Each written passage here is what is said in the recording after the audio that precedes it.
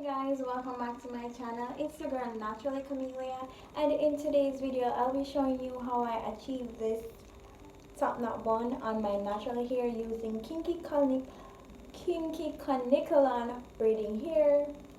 So if you want to see how I got this look, just keep on watching.